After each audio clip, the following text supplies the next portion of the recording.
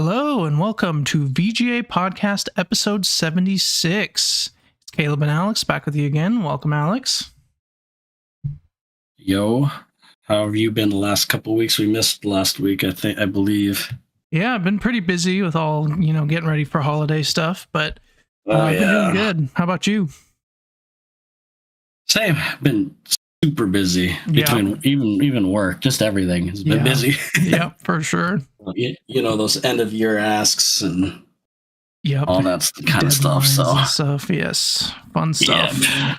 And then kids and wife, and that's not including after school activities. Yeah. So I've been busy. Yep. It's crazy. Yeah, we think busy, after the summer and the kids are back at school, we'll have a lot more time now. Nope, there's never enough. I know. And then, or that's sicknesses. Yeah, true. Yeah. But it's been a good busy, though, at least, so. Yeah, that's good. So, yeah. But, yeah, I'm ready to talk about all this stuff. Excited to talk about it, so. We got a movie. So I just got back from watching Avatar: Fire and Ash. So we'll talk about that first. And then we have 3 shows to talk about. We're going to talk about episode 8 of It, Welcome to Derry, the finale of the first season. Then we're going to be talking about the first 3 episodes of Percy Jackson season 2, and then the first episode of Fallout season 2. Yes, let's do it. And then we both beat Metroid, so we'll be talking about that. And then if we have time, we'll do a Guess the Game. Sweet. All right. Well, let's get into it. Let's talk about Avatar: Fire and Ash. And so to start, I want to say that this is the first time I've gone to see an Avatar movie in IMAX 3D, so that was a cool experience. Oh, really? I hadn't watched the other ones, yeah. You might have mentioned that, but I forgot. I think we watched some of Avatar 1 on your dad's 3D TV, and that was really cool. But yeah, it's a different thing in the theaters. Oh, that's right. When you had the 3D TV. Yeah. That's right. Interesting. Okay, so this will be interesting because I've seen all 3 of them in 3D. IMAX, So why don't you give us your thoughts on what you thought about episode 3, Avatar: Fire and Ash. It's like a TV show. It kind of is. The third movie, Fire and Ash, I believe it's called, right? Yeah. Yep. So I saw it yesterday, and I enjoyed it. I liked it. I didn't love it, but I liked it. Yeah. And I think, I don't know how recent or how much you remember of the other 2, specifically the second one. But this one felt like a lot, and I know this is going to sound like a stereotypical thing that everyone's saying, but it does feel like if a lot of the similar beats to the second movie happened in this movie. Yes, that's one of my big things. Yep. There was a couple times in this movie I was like, they literally did this in the last movie. Yeah. As a matter of fact, you can, if the next one comes out, you could totally skip this movie, and besides a couple changes, like, it wouldn't matter. Like, there's a couple things but they could easily, like, in the 4th movie, like, be like, oh, so-and-so happened this and this. Like, they could, in 2 sentences, summarize anything you've missed from this movie, which they will do anyways next week. And you could skip this movie. I'm not saying you should. I'm just saying you could. Yeah, that's interesting. But I did enjoy it. It was long. I felt the length. Yeah. I'm not going to lie. There's some movies I don't feel the length. I felt the length of this one. I did too. And I will say, I know this is your first one, so you don't have anything compared to, but I wasn't as wowed with the 3D in this one as the other 2. I was kind of wondering that, so yeah. Yeah, the other 2 for me, I mean, obviously the first one, because at that time it was like, groundbreaking. Yeah. But even in the second one with the water scenes, I felt a little more mesmerized. This one, while still good, I don't think the 3D was as effective for me. And I don't know if that's just because I'm used to it now, or if I just truly don't think he utilized it as well. I'm not sure. I guess I'm curious what you'll say on that. Yeah, I have some thoughts on that. Yeah, but excluding all those negatives I said, I still did enjoy it. And while The story is similar in the second one. I actually did like a lot of the character moments in this movie, Mhm. and the family dynamics and stuff. So there's good to it. But I don't know. Overall, I guess I kind of left feeling like I wasn't disappointed or excited. I was just there. So I honestly, I was between a 5 or a 6. I'm going to give it to a 6 just because, I mean, it looks great. The technology's there. All that's there. It's not a terrible movie. So I do still think it's above average. So I'm going to the 6. Okay, yeah. I'm similar. I have a lot of the same feelings.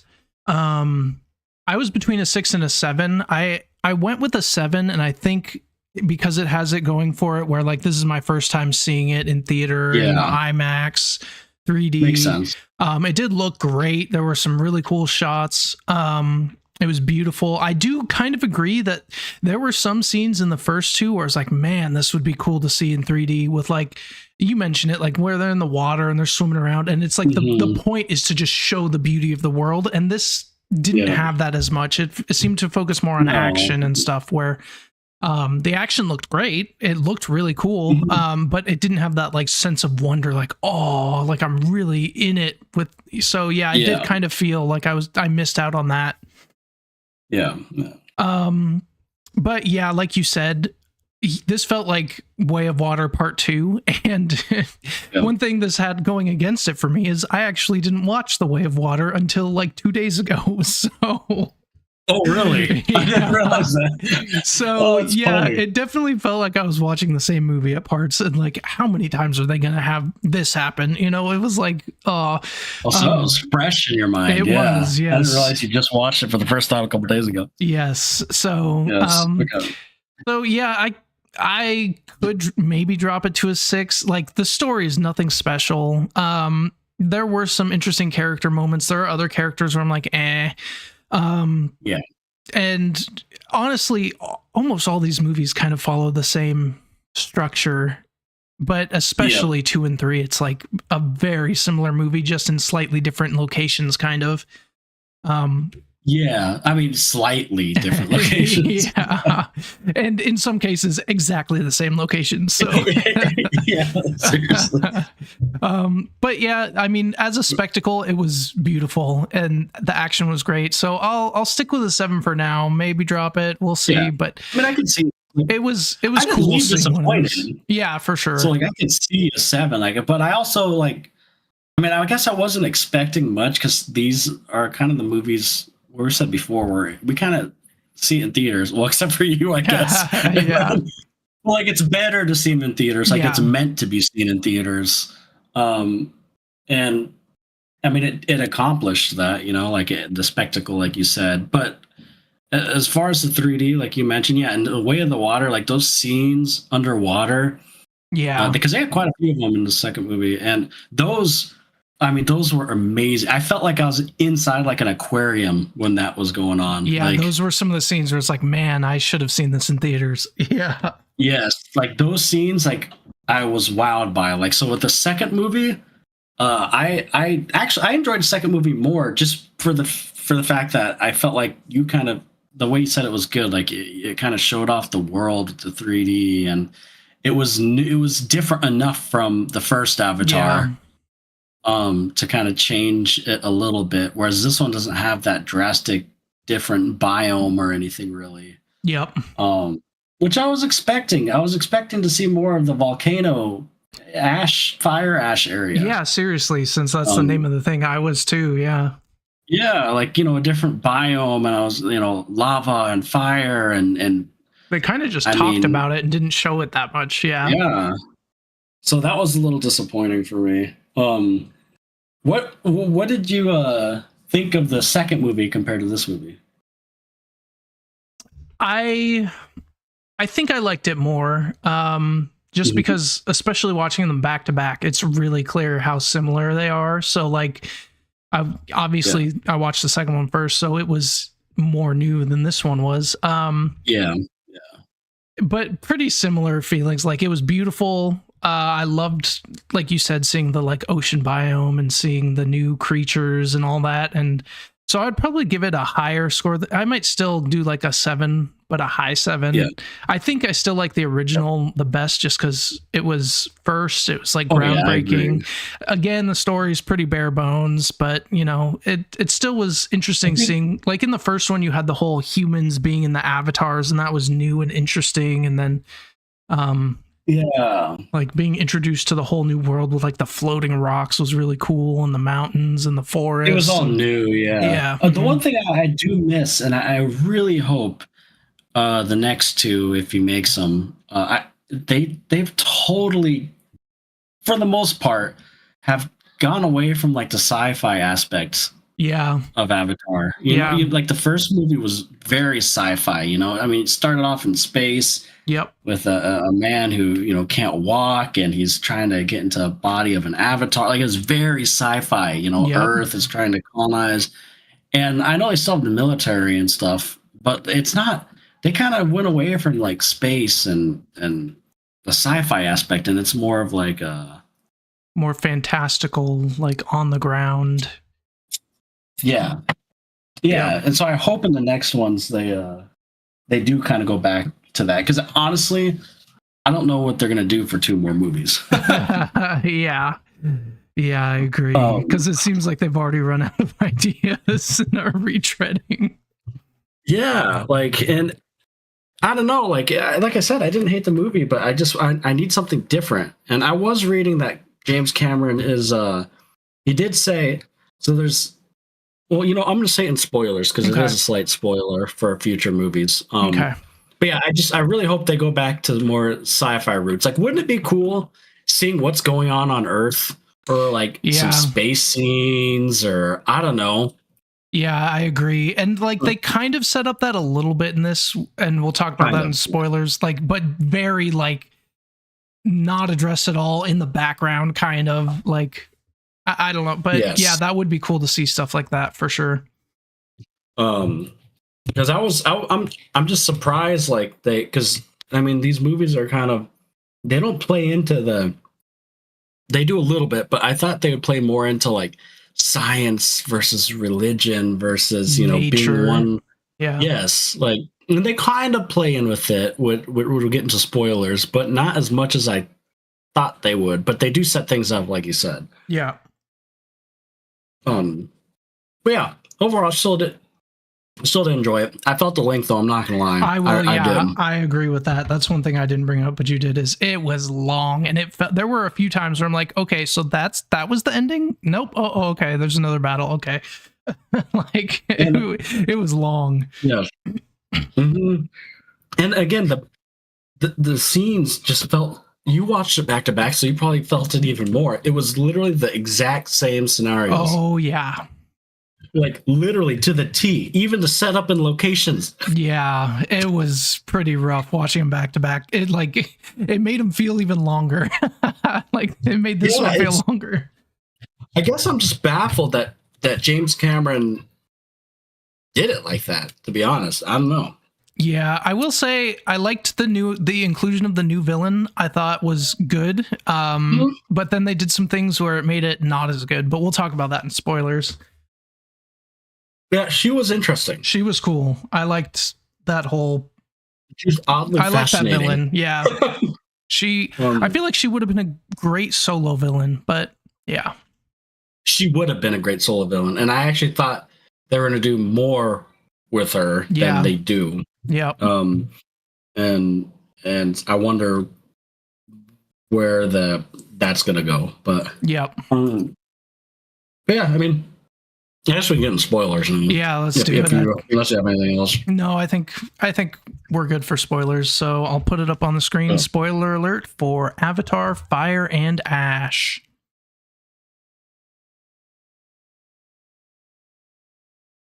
Okay, so spoiler alert's up. How many times is that colonel gonna kidnap his kids and have that same voice call? Oh my goodness. Sully, I know you're there. Yeah, we've been through this before. That was the exact same setup. And the funny thing is, they did that like multiple times in part 2 in Way of Water, and then they do it again here. It's like, oh, come on. They've done that same thing 3 times. You're right. Twice in Way of the Water and 1 here. Yep. It was just too much. One of my negatives and kind of what doesn't elevate this movie for me, or these movies in general, is I just don't feel the weight and intensity. Like when they're fighting at the end, you know, on the rocks and Spider and Jake Sully and the bad guy, or the military guy, Colonel, whatever. I just don't feel the weight, the intensity, you know? Yeah, I didn't really worry for any of them. Really. Yeah, I mean, and then like when they had the little girl, like, come on, they're not going to kill the little girl on that ship. Let's be wrong. Yeah. Right. So I guess it just lacked intensity for me. I don't know. There's just, the first movie was, like you said, new. It was, back then, it was just, the technology was like crazy. New. Yeah, it was crazy. Yeah. Like, and you got thrown into like a new world with Jake Sully, like through his eyes, and being just as amazed because he could walk. Like, there's something about that first movie, on top of the sci-fi elements, and even the second movie. It just felt new, you know, water and he has a family, learning the biomes. Yeah, and you can and there was even like his kids have 5 fingers, so they're kind of outcasts, and like there's a lot of new stuff in there. And there was a big death in that ish, you know, bigger than in this one. Yeah, exactly. And this one, I mean, I didn't realize you watched the second one back to back, or like pretty much a couple days ago. Yep. And I think that's why, like, my favorite scenes in this one were like, I guess both of them were Neytiri scenes where she was fighting against the lady Vatara or something. Oh, yeah. Like that first time, it felt like they were setting up, okay, these two are going to be like the final confrontation. There's some real animosity here, and then that kind of fell flat. And then like 100% did. And then like Neytiri going to the military place and trying to free Jake. I thought those were really cool action scenes too. And I think it's because those were kind of the newer things, like, you know, seeing them fight at the military base, seeing the new fire people and them fighting one-on-one while the whole big battle's going on. I thought those were really interesting and very cool to watch. With like the fire effects in this were really good. But it was more so in the battles when everything's going on, rather than like going up to the volcano and seeing like pools of lava or something. Yeah, I'm really surprised they didn't play with the lava on it. Yeah, but I agree. I think the scene where Sully Jake gets he's pretty much, you know, imprisoned in the middle of the town or base or whatever. Yeah, and they all that whole 20-30 minutes. To me, it was the best part of the movie. And like you said, it was different. And also, it kind of brought back the, like, that was a little bit of the sci-fi side. Like, people kind of recording, like, oh, look at, we got Jake. This is crazy. Like, that's what I was talking about when they kind of brought back, like, maybe they're sending that back to Earth and Jake's known on Earth. And, like, that could be interesting to play with. Or they might just not go into that at all because it was very background in this. Like, Yeah. Well, and with Spider being able to like breathe, obviously on there, they're gonna want to utilize that, so that will go somewhere, I'm assuming, obviously. Yep. So there was an interview by James Cameron. A little bit of spoiler for future movies if you don't want to know, but I know you don't care. No, let's hear it. He says there's 2 things that are for sure gonna happen. One of them is. Oh, I forgot one now. Oh, one of them is there's going to be, I think he said, I forgot the second one. Let me look at it. But one of them is Neytiri is going to Earth, he did say. Oh, interesting. Maybe to find Spider, if they kidnap Spider. And so Earth will play a big part, specifically, they said in the 5th one. Allegedly, he said. I'm looking at the interview now.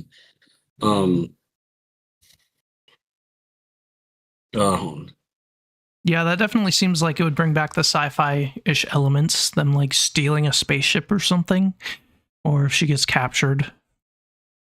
Yeah, and I don't know how. I don't know how it's gonna happen, but he said. That, and I think he did say there would be like some form of space battle. Interesting. Okay. But I don't know how much. I don't think. They need to change it up. Like I was reading some people's like ideas, and some people's ideas are better than what this movie was. Like, shouldn't there be something like Neytiri seeing Earth would totally make sense because it would make her kind of understand Jake's side of thinking. Yeah, that's true.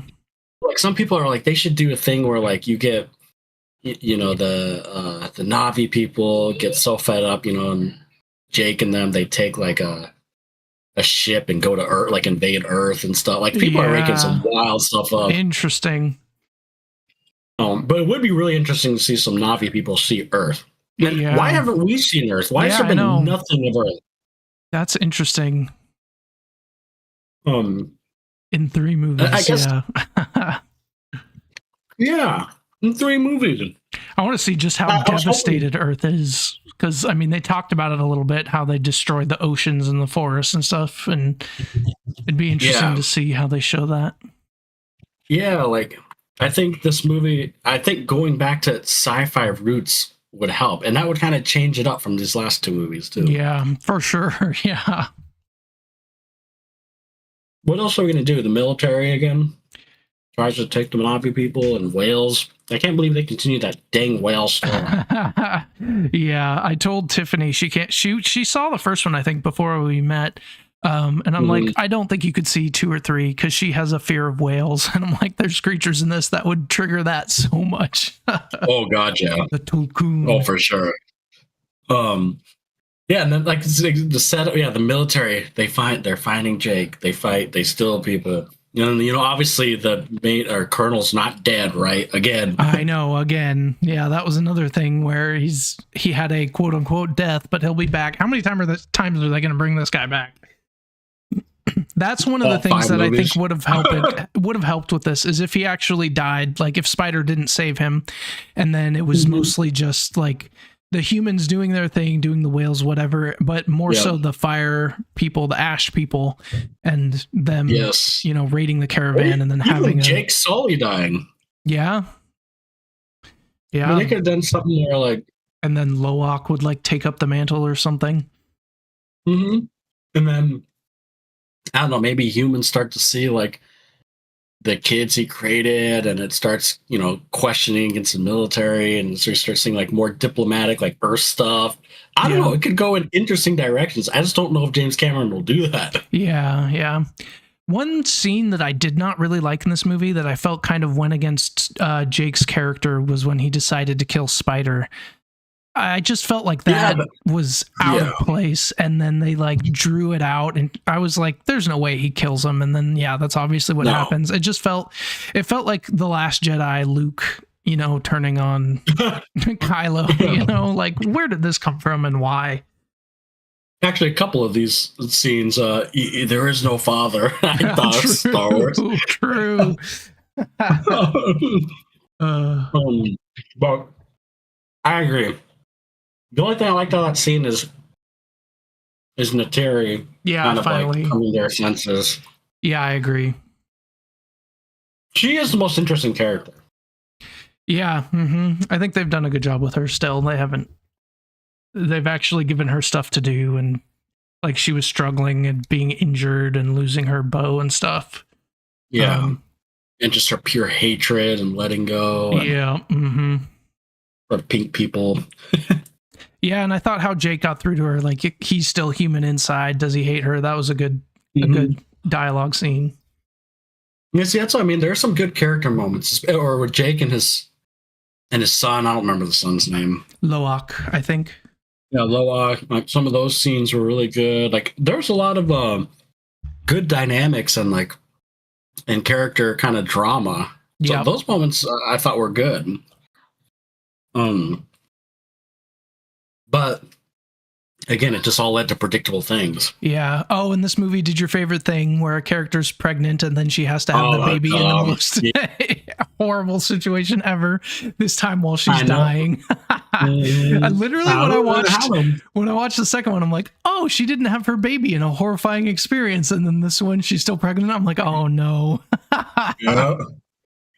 That's how it is. It has to, since you're pregnant, it just has to be a horrifying scene. Yeah, and then literally she's like on a thing. She's like the most pregnant anybody's ever been, and she's riding into battle. I'm like, oh, come on. Why is she out there? I know. I was thinking that too. I'm like, lady, stay back. You're literally having contractions, you said. Yep. So there are moments and there's potential, but yeah, honestly, like, I guess just the more I thought about last night and stuff, it's just, I don't know. I just feel indifferent about the movie. Yeah, I thought it was a cool experience, but I don't know if in a year I'll be able to recall the differences between 2 and 3. They're going to be like the same in my mind. It felt like part 2, and they're so long. It's like, why do you need a part 2 to the same movie? I know. Yeah, they could. So I think these last 2 movies were supposed to be one movie. It felt like it, so that makes sense. And then people are saying they should have made this in 2 movies. So like they should have split the split movies into more splits. Just make it a TV show at that point. Like make it the biggest budget TV show ever. I know. The length was an issue for me. Yeah. And the thing is though, is like, length shouldn't be an issue. Like if we're entertained, like there was a movie I feel like we reviewed recently that was pretty long, and I didn't. Was it like Sinners? No, Sinners like 2.5 hours. I'm trying to think, but there's some movies that are long where I'm like, oh, like Demon Slayer was like 3 hours almost. Yeah. And I enjoyed it. Like I didn't. Yeah, I didn't feel the length of that at all. Mm-hmm. Mm-hmm. Yeah, that one's 2.5 also. Which one? Demon Slayer Infinity Castle is 2 hours 36. Sinners is 2 hours 17. Okay. Oh, yeah. Okay. Well, and then this one, Avatar, was 3 hours 17, which I think is even a little longer than Way of Water. I think that was like 3:13. 3:12. There's no reason it needed to be 3 hours. Yeah. So what didn't you like about the fire and ash people, or like the scenes with them? I think my biggest issue is like they set up this really interesting kind of crazy villain, but she still has to like be with like she ends up just rolling into the Colonel's plan, and then it's like nowhere near as interesting. I wish it would have just been her being unhinged, wanting to burn a bunch of stuff down, getting the thunder weapons, and like having that one-on-one hatred with Neytiri, and seeing that would have been more interesting, in my opinion. I agree, and I get the idea of her needing him, but it does kind of like put a leash on her almost. Yeah. Yep. And the best part was when she was just on, like, they were crazy people, man, like freaking snorting crack and whatever the heck they were snorting. Yep. And it makes sense. Like they even said like their whole thing was burned down by a volcano, and they learned to like harness the fire, and like that's all really cool. And then it's they're just another thing in the military now. They're like the gods or whatever. Yep. So yeah, they were super interesting. Yeah, and then they, especially the main villain, I don't remember her name, but especially her, like at the end, you said it didn't really go nowhere. Like her and Neytiri didn't really fight at all, if I remember correctly. They fought a little bit, yeah, but then she just gets away. A couple punches? Yeah, in the air a little bit, that's it. Yeah, like, in the air, but they didn't have any ground fight, did they? Not really, no. And then, like, there was no... Yeah, she just kind of got away and then left, and you didn't see her again. Yeah, you didn't see her again. She's obviously saves Colonel, like, because they showed her flying away, so I'm assuming that's how he gets away. Yeah. It's like she goes and swoops him up or something.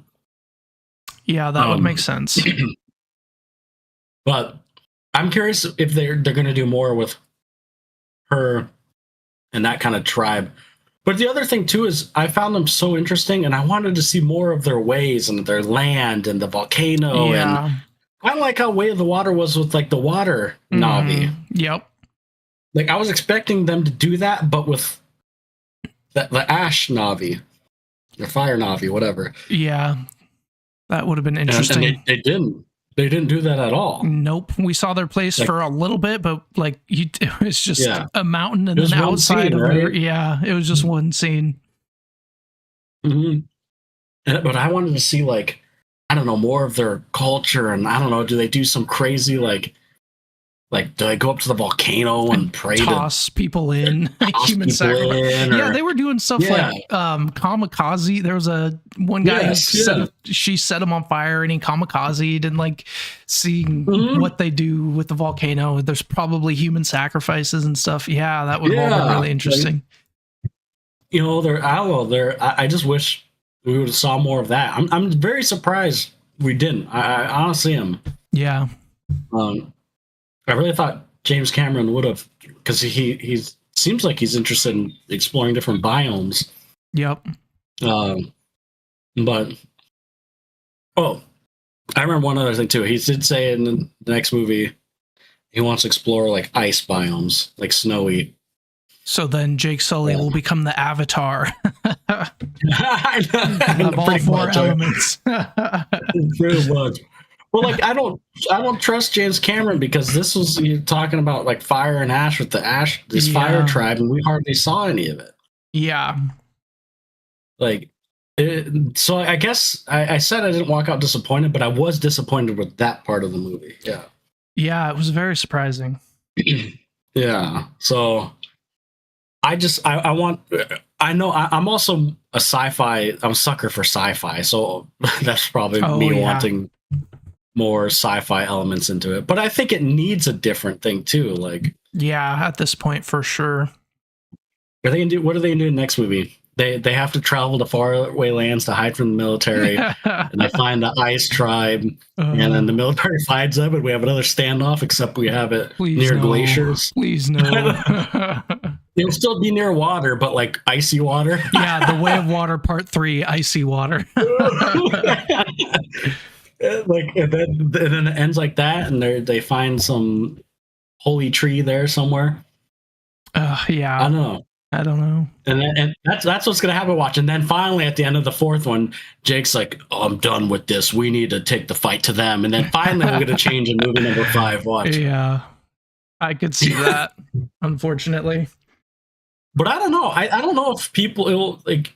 So I think this will still make a good amount of money. I think so. I think it already made like $345 million this opening weekend. Wow. Worldwide. Which is in between the first and the second one. The second one made more, but this has made more than the first one for opening weekend.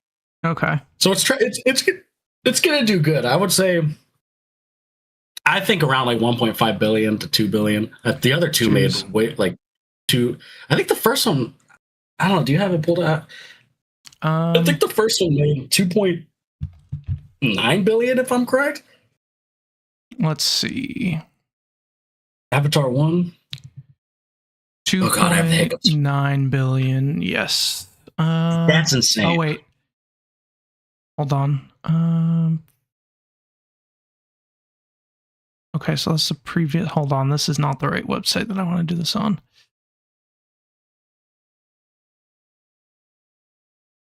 The 1.9 billion sounded right, because I think that's what I was going to say. 2.9 billion in ticket sales. Yeah. 2.9. And then the second one did what? 2.3 or 4 or something like that? Yeah, 2.3. Okay, so I don't think this will make quite as much as those two. It will probably make enough to get more made, I'm sure. Oh, for sure. It could. I think it will go anything between 1.5 and 2 billion. But it's also a different time for movies, because like we're kind of past the days of everything will get $1 billion. You know? Yeah. Like 5 years ago, or even a few years ago, when the second Avatar came out, like Marvel was still, they're still making $1 billion a movie. Yeah, true. But it'll make enough to get a fourth one. Now I think it's just if James Cameron wants to make a fourth one or not. Yeah. because he's been saying that like he's ready to retire if they and don't how want long it'll take. Because haven't they been working on these two kind of like back to back, like since the first one? I just watched there's like a documentary on Netflix of how The Way of the Water was made. You should, or not Netflix, on Disney. You should watch it. It's actually pretty interesting. It was really interesting, actually. Yeah, it makes you appreciate the movie more because they put some insane amount of work into it. But yeah, I bet they were working on The Way of the Water in this one, since 2016. Yep. And they filmed them back to back, and I think like the last 6-7 years, or not 6-7 years, like 6-7 years, it's been mostly like CGI work, or like the special effects work, right? Yeah, like the actual like actors and stuff doing the recordings and acting and stuff. I mean, I think that only took them a couple of years. I think the rest was literally that makes sense. That's crazy though. And I know James Cameron. So James Cameron's been working on Avatar, period, for like. Well, he said he wrote it in 1995. Dang. And then it just sat for 10 years. And then I think around like 2005 or whatever is when he started working on the first Avatar. Okay. But he's had like scripts since like 1995. That's crazy. But anyways, and there is a comic book. I don't know if you knew that of Avatar.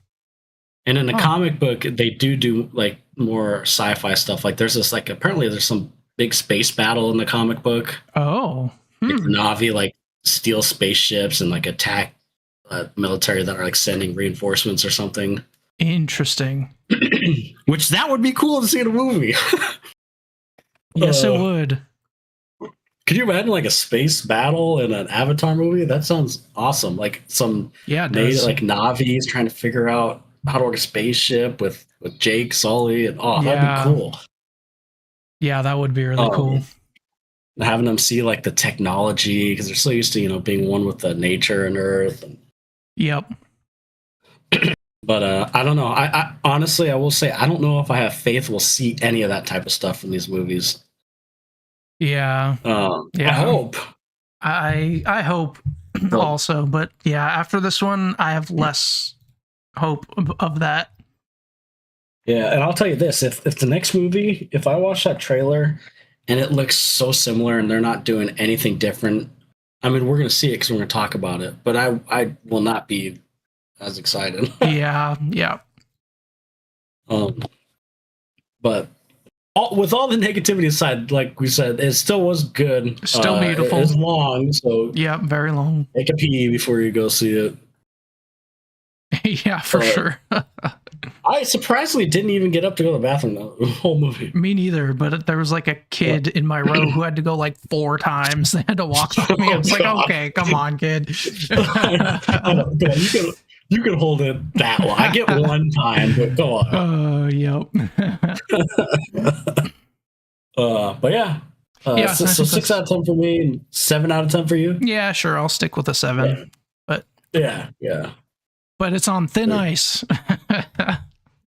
Let me ask you this: are you ever going to rewatch it? I doubt it. Yeah, maybe like in 20 years when you're reminiscing about the movies. Maybe, yeah. When the last Avatar movie comes out. I don't think I've rewatched the first one. I don't think I definitely haven't rewatched the second one. I just saw it 2 days ago. I have watched the first one a few times, actually. Okay. The second one I have not rewatched.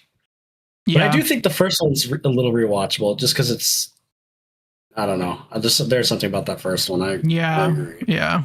And like the characters between like Neytiri and Jake, and then Jake trying to figure out where he fits in the world with the Na'vi. Yeah. I could see that for sure. Yeah. Well, and I say I rewatch it maybe like 2 or 3 times in the last 15 years, so it's not like it's a lot. Yeah. But yeah, it was good. It looked good, and those sky traders were interesting too. Like that, I guess that was something new. Yeah, that did look cool. It was very brief, but it was very brief. Cool looking. All the new stuff was very brief. Yeah. I was kind of excited because they're like, oh, we're gonna go drop Spider off, and we'll all go as a family. I'm like, oh, sweet! It's gonna be like the whole movie, or it's gonna be different. They're all gonna go away on a family adventure. bad stuff's gonna happen, and then they do that, and then they all just immediately get spotted. Yeah, that was my thing. Is like to the water. Yeah, they leave and then they immediately get spotted, and it's like, oh, yep, the colonel's coming after him again. Okay, this is the same thing. Yep, and then they go right back to the water. Neytiri goes back to the first movie plays. 20 minutes. Yep, and then they all finally find each other, and they go back to where they started at the very beginning of the friggin' movie. Yeah. Okay. I feel like we could loop on this as much as this movie's looping, so we can move on. I know. We need to move on before we get too negative, because it sounds like we're making this a 3 or 4 out of 10. Okay. Look good, hey. Yes, it did look good. Oh man. Let me change this. So.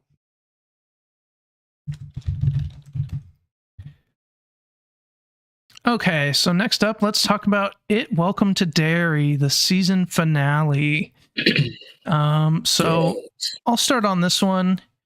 So for this episode, I liked it a lot. I thought it was really good. It was a good ending, and it set up some really interesting stuff for the future. I thought there were some pretty creepy parts, some like... I'm trying to say this without spoiling anything, but I don't know. It was just Pennywise being Pennywise. At this point, you should know Pennywise is in it. So I really enjoyed that. I'm trying to decide. I don't think I liked it as much as episode 7. I think I liked episode 7 more, and I believe we both gave episode 7 a 10. So I was between a 9 or a 10 on this one. I might give it a 9. I could maybe be convinced of a 10 with some of the like implications and stuff leading up for future seasons. But yeah, I really enjoyed it. I thought it was a really strong ending to the season. Yeah, I agree. I'm giving this one a 10. I think as far as like a finale for an It show, it was perfect. It had everything I wanted. It ended openly, kind of setting things up a little bit for possibly future stuff. Yep. The kid's acting was great. All the acting was really good. Pennywise, like you said, being Pennywise. Yep. I thought it looked good. This is probably the most cinematic we've ever seen Pennywise. That's even more true. than the movies. That's true. Like some scenes look like you could have like screensavers. Yeah. And I don't know. I just liked. I just think they hit it home. It was different. It wasn't just going into the sewers and figuring things out. And you could nitpick some things. And there's some scenes that are cheesy, but I think it's supposed to be. Yeah, I will say one thing that I forgot to mention in mine is there were some really like emotional scenes too. Like I thought they did the emotion very well. It made me feel a lot of things. So that was also a highlight for me. I agree. Yeah, they set up the emotions good, the characters good, the future storylines. If they continue with this, it had a lot of Easter eggs, and not even just Easter eggs, but like stuff from other Stephen King universe like books and stuff. Like, and it set up everything in a neat little bow. And it ended perfect for me. Like these last 4 episodes, to be honest, were amazing. I thought really good. Yep, very strong end. The first 3, like the first one was good, and then the second 2 in the middle were spotty. And I just remember that graveyard scene. Yeah. But like these last 4 specifically, like episode 5, 6, 7, 8, have been great. It almost feels like a different show from the beginning. Yeah, for sure. But the finale to me, it was about as perfect as It finale could be for me. So I'm sticking with a 10 out of 10. I'll probably give it a 10 out of 10 with just the caveat that I still liked episode 7 more. As an episode, but as the finale, like I do think it ended pretty much perfectly and has me very excited if they continue doing anything with this. Yeah, and a lot of shows and movies like screw up final episodes. That's true. And this one, like I was generally like I was sitting here and I was having a good time, man. Like it was 9 o'clock at night, and it was just a fun, good episode. Like it was. Some of the Pennywise scenes we'll talk about in spoilers. But. But even like right from the beginning, it's just like boom right into it, which I enjoyed. I know. I was like, what? Like, it can't. Yeah, well, we can't talk about it unless it's in spoilers. But yeah, dude, it's just everything I wanted, and it was. I think the biggest thing for me is it was just different from all the other It stuff we've seen, like the 2 movies and the old miniseries. I don't know if you ever watched the old miniseries. No, I didn't. You should. They're actually good. Okay. Well, good for its time. Right. It's more of a I think what's his name? I forgot the guy who plays the original Pennywise. But anyways, it's good. You should watch it. It's interesting. Okay. You can compare it to this one. I might rewatch it too if you watch it. Actually, it's a mini series, but like it's cut together like a movie. Yeah. Okay. Tim Curry, it's like I think was the original. Tim Curry, yeah. Tim Curry, yeah, that sounds right. Yep. But yeah, this is like the craziest and weirdest and most cinematic we've seen Pennywise, and I freaking loved it. And I don't know, dude. There's really something about this that it was just fun, dude. Yeah, it was fun. But on top of that, even if you exclude Pennywise, like you said, the emotional beats hit. Yep. The cheesy goofiness was there. The characters all coming, like, as a season kind of coming together and things starting to connect, and the situations and how situations were solved. And, and like I said, setting up possibly future things and all the Easter eggs and other properties of Stephen King's, all like kind of, it makes it feel like a big shared universe, even though this is the only thing in that universe so far. Yeah. Except for the movies, I guess, too. Right. I don't know if they're like, if this is canon to the other Stephen King movies and stuff, or they're starting their own little universe. Interesting. But I loved it. As this these last 4 episodes put it to one of my favorite shows of the year. Yeah, like I really enjoyed it. I think so too. And the opening song has been stuck in my head for like a week. Oh, it's such a good opening song. It is. I never skip it. No, me neither. It's so good. It's just crazy though, because if you would have told me like the 2nd or 3rd episode that I'd be saying this, I would be like, I don't know about what are you talking about? 3rd episode for sure. For me, I would be like, eh. Yeah, the first 2 were okay. Yeah, that 3rd episode, not great. Yeah, but these last 4 and the first one, great. Oh, I loved them. So, but yeah, you watch it. Especially if you like any Stephen King, any sort of Stephen King, you will like this show. Yeah, for sure. All right, let's get into spoilers. So, spoiler alert for It. Welcome to Derry, the season finale, episode 8. And yeah, like I said, it started off like on a pretty high note, like with them having that like school. Like, I forget what they called it, like having all the kids get together in the auditorium, and then Pennywise just immediately showing up. I'm like, okay, here we go. Yes. And it was like creepy. He's like controlling that scene. That was so good. He's just dancing up there, and then he says something like, he's like singing, and all of a sudden, his mouth opens. I was like, dang. Like, they're floating. And then my favorite scene was just all the kids following his little train cart thing, and he's just freaking playing the trombone or whatever heck he's playing. Yep. I was like, oh my god, this is awesome. Like, I've never seen Pennywise like this. Yep. He's acting like the circus leader.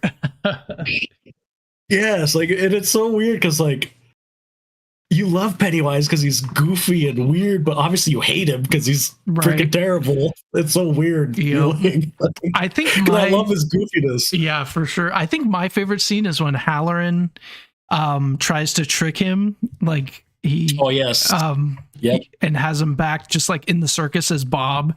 And like for a split second, you can see him go like, wait, what? Like it was interesting seeing Pennywise on the back foot and like not sure what was going on. I liked that part a lot. That was a good scene. Yeah. There's so many good scenes like that. Yep. And then even the scene where it actually kind of reminded me of, I was thinking of not Sinister. I was thinking of a Black Phone 2 with the ice. Yeah. I think this did it better. Oh god, yeah. But like when Pennywise is running towards the end to get the kids, and finally, like all the parents and everybody see him for the first time.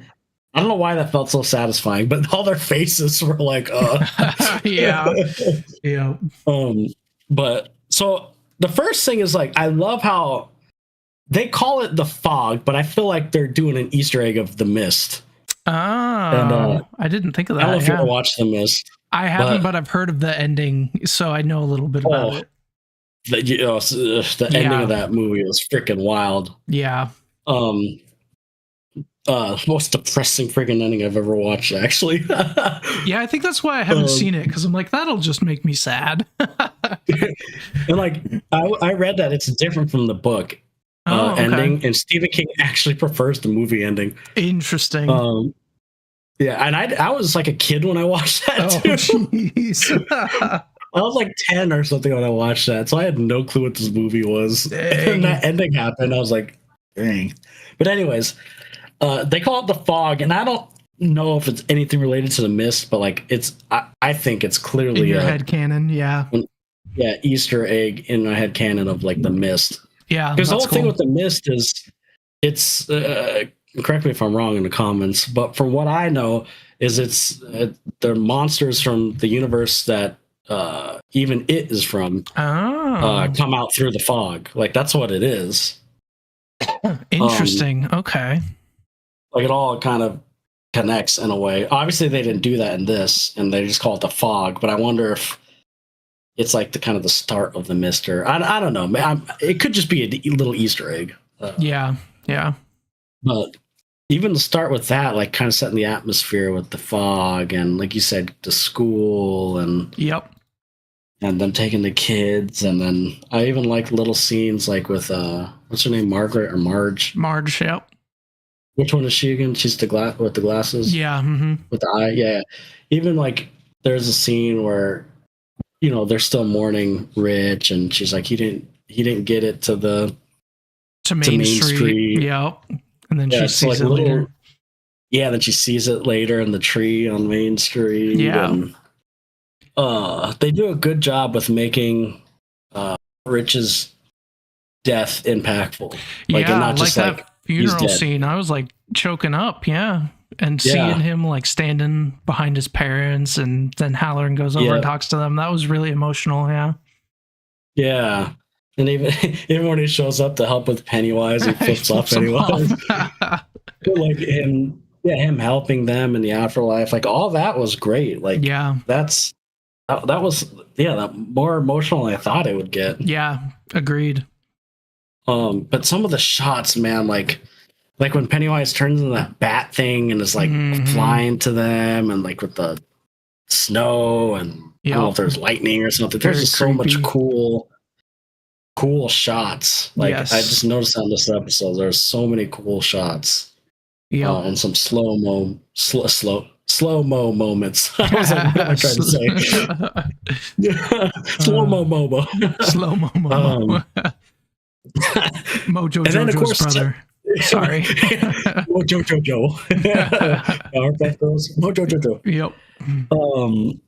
And then, like I said, the setting up for future scenes, like when Pennywise kind of is with Marge alone in the fog. Man, yeah, she got a lore dump from Pennywise. She did. You're gonna have a son, and he's gonna kill me in the future, but time is nothing. This is the interesting thing. Is like I like how they're.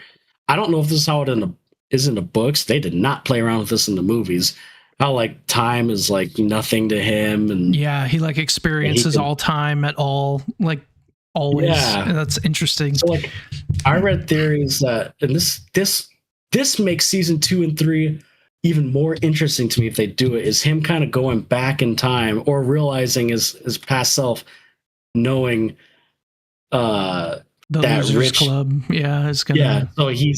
So he failed this time, but going back, season 2 will be in 1930 something. So he's gonna try to stop lineage from that time, or from the very beginning. So like it kind of raises the stakes for me for the second season and third season. Yeah, especially because we giving us fresh characters. True, and especially because we knew that it was going to be like earlier the future seasons would be going back in time, and with this, it makes total sense, and it's like, oh, that's really cool.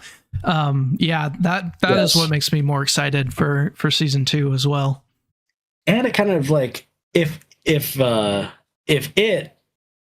Pennywise knows that the Loser Club kills him, then like, I don't know, it kind of makes season 2 or 3 like, okay, well, what if he does succeed in killing Lineage? Like, how would that affect the future? Like, it's like, just because I guess it's set up, just because the Loser Club kills him doesn't mean that he can't stop it in the past. So like, it sets up the intensity still. It's like, it's not going to be like, oh, we know that's Rich's great grandmother, so she's going to live, kind of thing. Yeah, true. Interesting. Like, what if they play with the time where like he does end up killing, one of them, and I don't know. They could do interesting stuff. I guess definitely do like even alternate timelines if he does win, and then they do a season of that or something. Wouldn't that be interesting if they like the last season he succeeds, and then they do like a movie or season 4 where he goes back to like the current time? That would be pretty sweet. That would be. See, like they could do so much with this. So they laid down future work without making this feel like an incomplete story, is what I like. Yeah, and without screwing with the movies. It's like its own thing. They tied into adds the movies to it more than I thought they would. Yeah, they even brought back that one girl from the first one. Yeah, at the very end there, and then showing a picture of Rich. Yep. Like, so they really, especially with that end scene, they tied it like neatly into the movies. Yeah. Mm-hmm. Which I liked. So yeah, I think that's why I get the last episode of 10 is just, like I said, tied it up in a neat little bow, connected it to the movies while still being satisfying ending and conclusion, and it looked good, and the chemistry was there, and the emotions. Pretty impressive that they were able to pull that off. Yeah, we're so used to being fumbled. Yeah, I feel like you mentioned, like endings are hard, and this is like, since we're going back in time, this is like the ending, and then we're going back to a different time. So yeah, they did it really well. It's interesting. Isn't it interesting? Like season 2, it's going back in time. Like you kind of think like that's weird, but it's they made it make sense. They set it up, it's interesting. Yeah, like I don't know. They just everything they did worked for me. Even there's even more creepy moments in this where, like, I don't know if you remember, there's like a scene of like one of the girls like in the window just smiling and waving. Yeah. I don't know. This episode just had everything. And I love Dick Halloran. Yeah, Halloran's great. Yep. And he mentioned he's going to work as a chef at a hotel, which is, I'm assuming that's the Shining Hotel. Probably. Yeah. Wouldn't it be awesome if they did a spin-off show of like The Shining? I've never seen The Shining. I need to see it. You should. I saw it once, and I don't remember a lot of it because, again, it was I don't know why I watched all these movies when I was younger. Yeah, see, I was not allowed to watch these movies when I was younger. I don't know why. How did I watch these movies when I was younger? Your dad just didn't care. That's true. My dad's a movie buff, so I guess that's where I get it from. Yeah, you should watch it because I have not seen Doctor Sleep, which is the sequel to The Shining. That came out in 2019 with Ewan McGregor. Yeah, let's try and do that, and we'll watch The Shining and maybe Doctor Sleep. And I have like the next 2.5 weeks off, so nice. But they did tie into that. But I would still love to see if they did a spin-off show. That would be cool with like this kind of this universe of The Shining like that. They set it up, and everyone likes Dick Halloran, the actor too. Yep. They could easily do that. Yeah, for sure. I'd love to see him in more stuff. He was my favorite character of this whole show. Yeah, and he was a great actor. Yes, agreed. Great freaking actor. What's his name? Chris Chalk. I don't even know what else he's in. I don't either. He's been in quite a few things. I haven't seen a lot of. Oh, he was in Godzilla versus Kong. He was? Oh. Yeah. I think that just shows how little we cared about. Do you remember Gotham? I do. He was Lucius Fox in Gotham. Oh, that makes sense. Okay. Yeah. Wow. See, it's funny, like, when I see a character now, like something I love that I haven't watched for years, and you go back and remember him. Yeah. Like, oh yeah, that's that person. I didn't watch much of Gotham. I stopped after the balloon killer guy.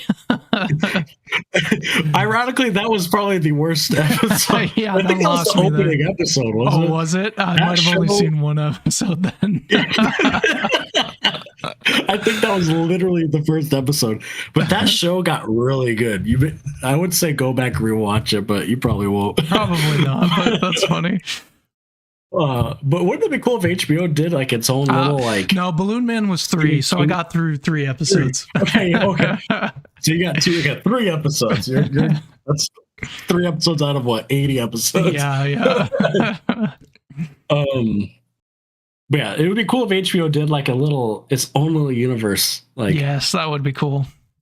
You know, they did The Shining. They already referenced The Hotel, and they already kind of, in my mind, referenced The Mist a little bit. Yeah.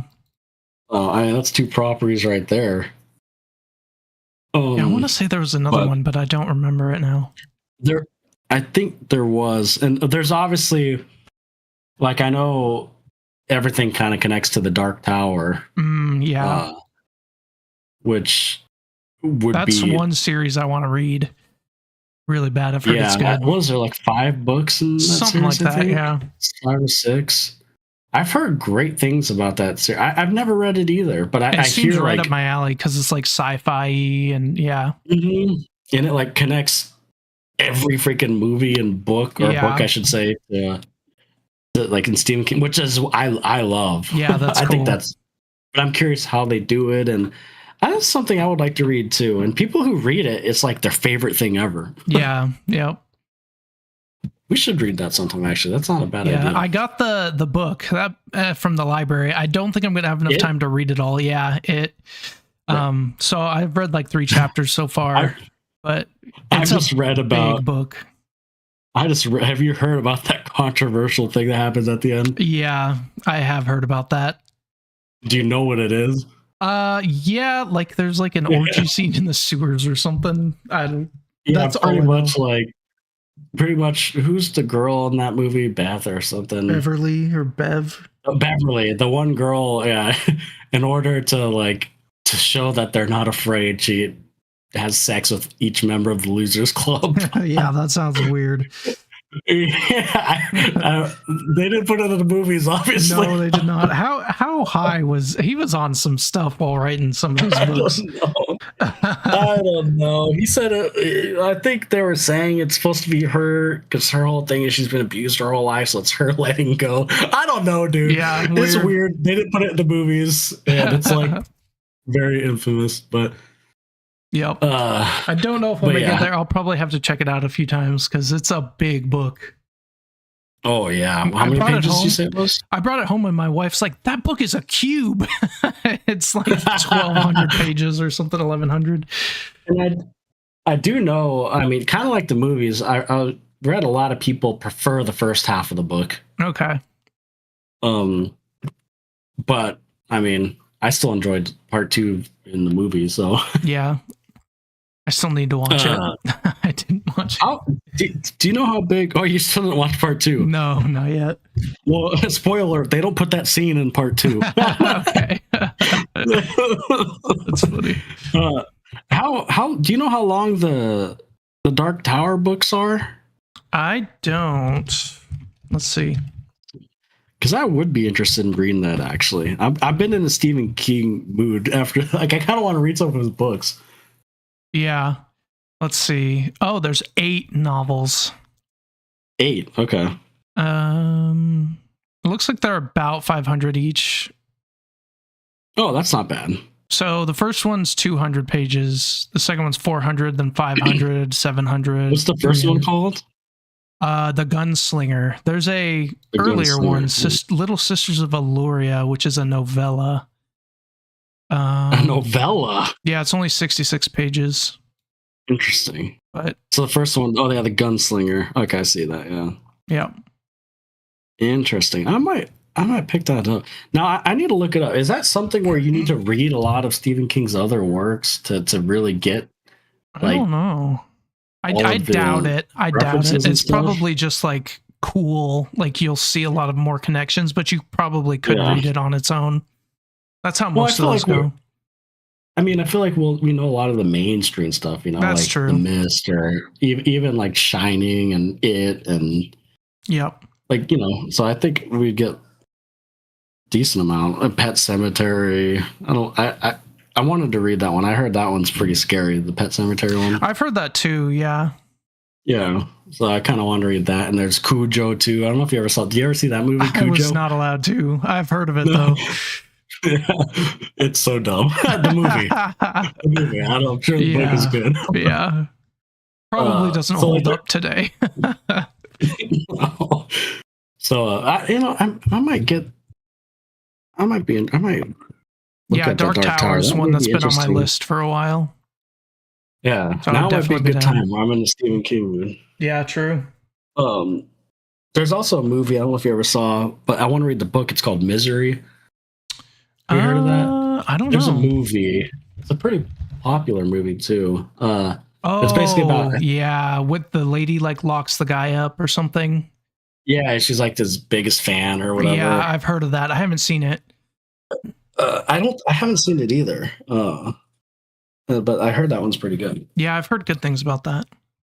I don't even remember. Oh, that movie, I don't know how old it is or when it was made. 1990. 1990. Wow, I didn't realize it was that. Oh, that was made by Rob Reiner. He just passed away. Yeah. Yeah, that was one of Rob Reiner's movies, yeah. Yeah. I know Rob Reiner, that whole thing was insane. It was crazy. Yeah, I know. The Rob Reiner death. Yeah, absolutely crazy. Anyways, but yeah, as far as it, great. I mean, watch if you're any fan of anything Stephen King or even a horror type stuff or show, and you don't even watch Stephen King, but you're interested, watch this. Yes. It's probably up there with one of my favorite horror shows. Besides The Haunting of Hill House, still my top. Yeah, that's one of my favorite. Yeah, for sure. Yeah, but yeah, this one was definitely good. Yes, and it's great. I loved it. Watch it. Yes, please. So there's a second season. I'm sure there'll be a second season, anyways. Yeah. Okay. So next up, let's talk about Percy Jackson Season 2. So there are 3 episodes out of this. So we'll be talking about episodes 1, 2, and 3 of Season 2. So Alex, if you want to go ahead while I set up the spoiler alert tag, you want to give us your thoughts on the first 3 episodes of Season 2? Yeah.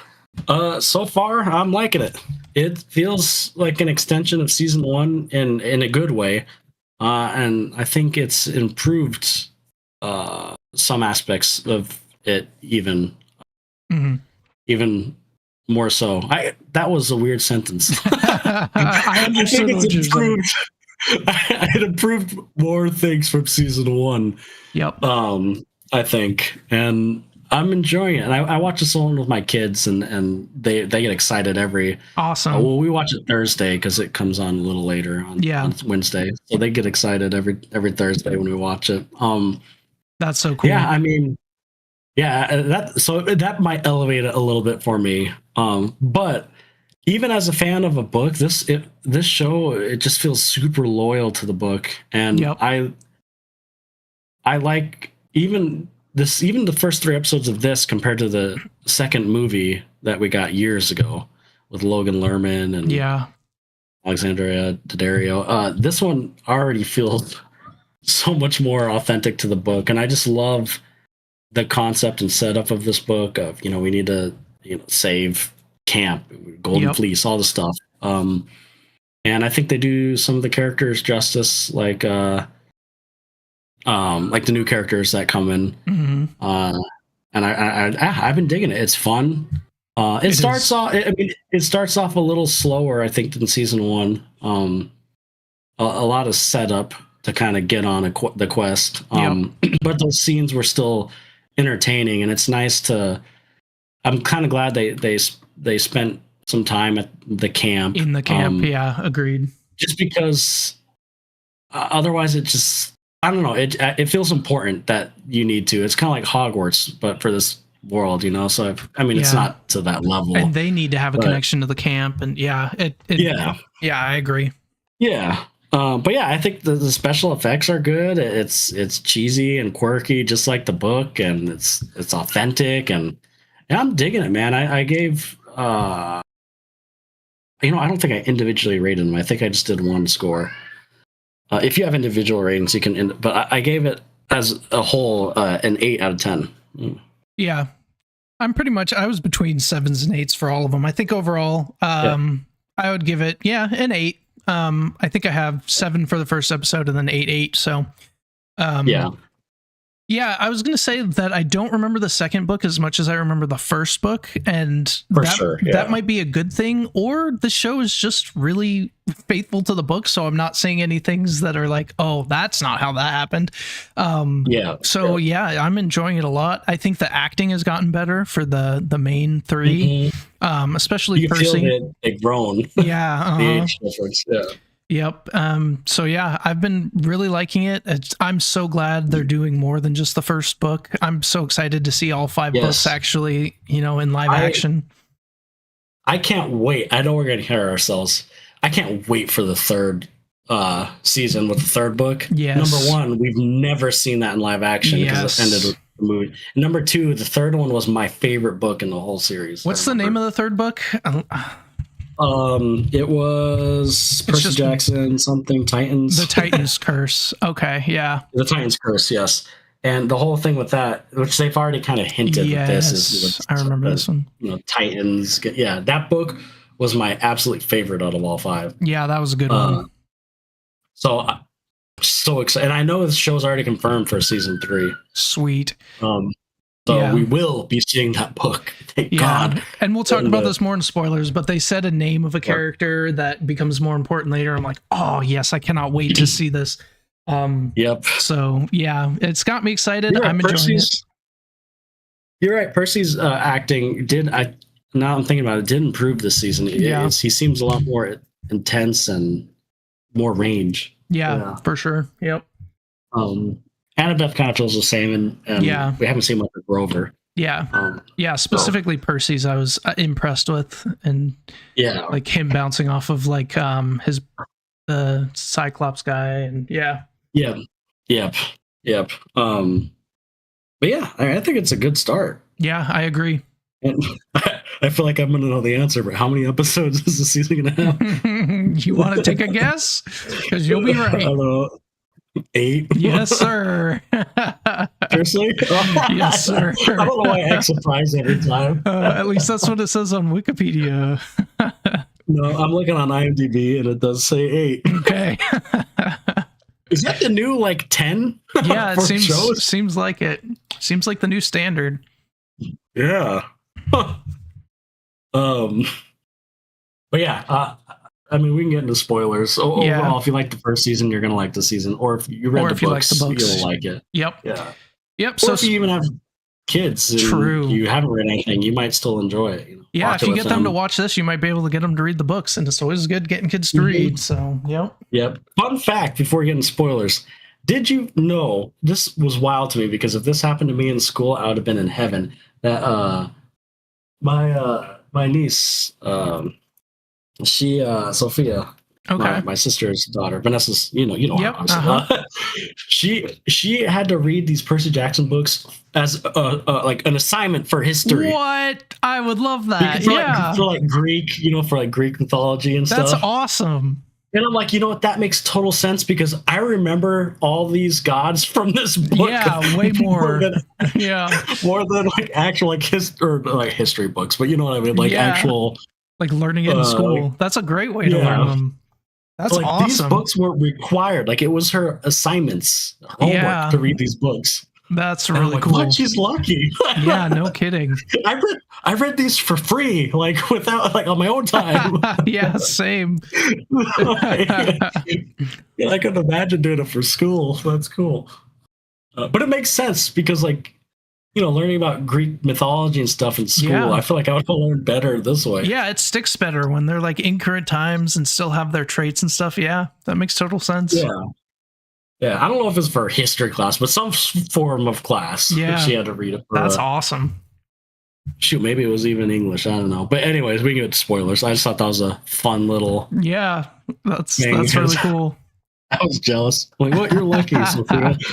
Yeah. Can I read that for homework? Okay. No, now your homework is just watching the show. That's true. It's pretty good homework. Yeah. Okay. I guess it's a little more lazy than reading it. But... True. Well, I have subtitles on. Does that count as reading? There you go. You're reading. That counts. Spoiler alert for Percy Jackson, Season 2, Episodes 1 through 3. Okay. The one thing I wanted to ask is, I don't remember in the book, the one thing that seems different in the book is in the show versus the book, is I don't really remember seeing Clarice's point of view in the books. So I'm wondering if that's something they added to the show or if I just don't remember. I don't know if you remember. I don't remember that either. I think she just shows up later in the book or something, and we don't actually see. This might just be like a movie change for the better, I think. You know, being in a show format, I should say. Yeah, because it does come into play at some point, so being, seeing it happen makes sense. Because I do not remember like hearing or seeing her get a crew and hearing it. But I could, maybe it didn't. It's been years since I read that. It's been a long time. Mm-hmm. I just remember the main story beats. There's actually some stuff I did forget. Like, I actually forgot about Tyson being his brother. That's the main thing. Yeah, that is the main thing. Yep. I when he said that, I'm like, it came to me again. I'm like, oh yeah, but like I wasn't thinking about it when I was watching it. Yeah, I did remember that, but my dummy self didn't. But I think Tyson. I like how he's portrayed and how he plays off Percy in the show. Yeah, they do a good job, and it seems to be what I remember is like Percy kind of being annoyed that he's his brother, but still like sticking up for him and learning that it's more important. And exactly. I like all that. I could already tell. I should have rewatched the Sea of Monsters movie just to compare. I remember actually liking those movies when I was younger. Yeah, I also remember them not being faithful to the book. Yeah, that was the big thing. Yep. And I might have just liked him because of Alexander Daddario. But I do like Logan Lerman actually. Anyways, I like the portrayal of Tyson in this. He's been good. And just it's like the books, the continuation of kind of Luke, and they do a good job with like Luke and Annabeth's relationship. Yep. Like showing that they're close and like brother and sister, and obviously we've seen them in the first season. But I didn't really I forgot that like it's Talia's tree, and hearing them say Talia, I was like, oh, that's right.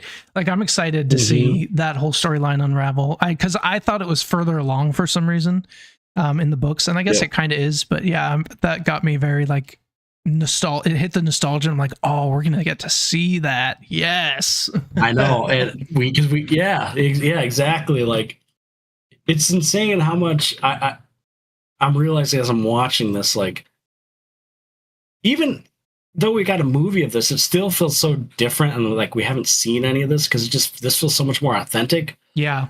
And then also it's like I'm already excited for season 3, even though we're only I need to just focus on the season, but like they're just mentioning things of like future books, like, oh god, I want to see that, like I know, in live action on a TV. yes. But they're doing a good job of getting me excited, and it took me a minute to kind of get back, like with any show, the rhythm of the show, just because there's so much like lore, and I haven't watched that first season since it came out a couple years ago. Yep, same. And so like it just took me a minute to like in that first episode when it was showing Grover, I'm like, wait a second, what is he doing? He's finding this, or he's in the forest. What's going? Like it just took a minute. Yeah, it did a good job kind of bringing us back up to speed on that, though, I think. For sure. Yeah, it does. And I know, I know my kids are excited to see the Sea of Monsters. Yeah, I'm excited to see Polyphemus. Like with how they're doing Yes. the Cyclops looks good, you know, Tyson looks good, and then like the Lystragonian giants look good. So I'm excited to see how Polyphemus looks. Yes. It. I don't know. The show just makes me feel young again, and I'm watching with my kids. But even if I wasn't, like you, like, doesn't it just? Oh, it brings like me make back. you just feel like it just brings you back to like a simpler time, and it's just fun. Yeah. Like, is it like the best show in the world, groundbreaking, 10 out of 10s, like this is gonna win show of the year kind of show? No, it's not, but it's like it's just fun. Yeah, it also doesn't try to be. Like it knows. No. It's like it's a kid's show. It's fun. Yeah. Yeah, it's exactly. It's almost like an entry point for, like, you know, kids that like kind of fantasy style stuff. Yeah. Like this could get you into this kind of, or obviously Greek mythology and stuff. But I'm digging it, and I think obviously Luke's not in it that much right now, but I can't wait. Like you said, I can't wait to see all the stuff unravel. And, Yes. I did like the so not. The first episode, kind of like you were saying, I do think out of the three, that was probably my least favorite one. Yeah. And again, it I'm not almost saying felt it's bad. like It's just like the first two episodes, you know, they released it at the same time. It almost felt like two parts of the same episode, kind of. So it's like getting you into it and then really getting into the action in the second one. Yeah.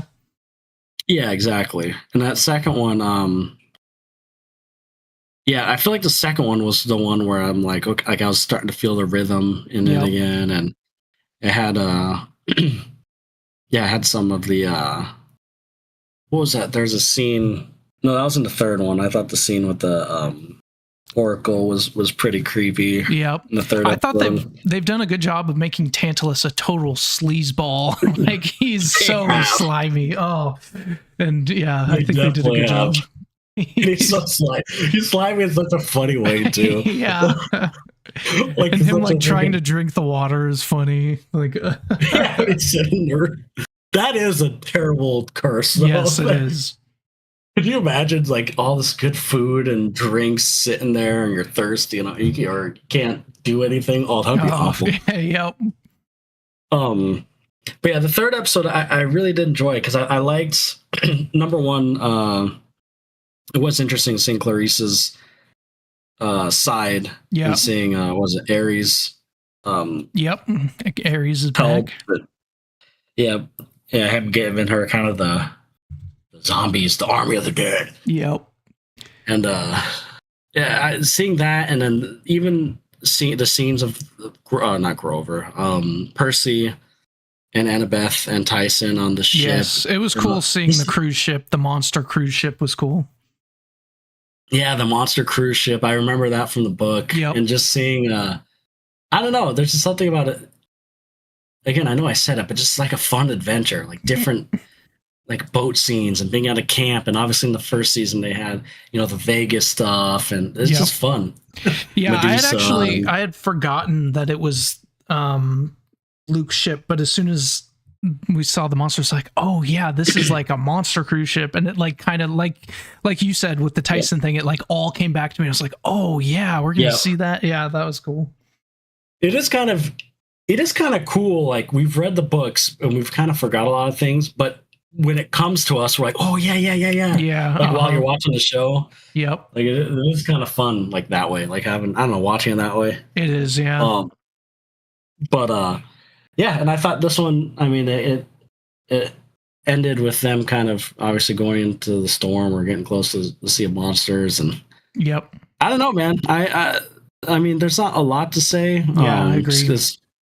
I mean, the episodes, although the episodes this one have been a little longer than the first season, I think. Yeah, I think they have. Still short, but I mean, still short. Yeah, they're good at least. And then I will say, like with you know, I don't know, just like him describing Kronos and him wanting to release the Titans, and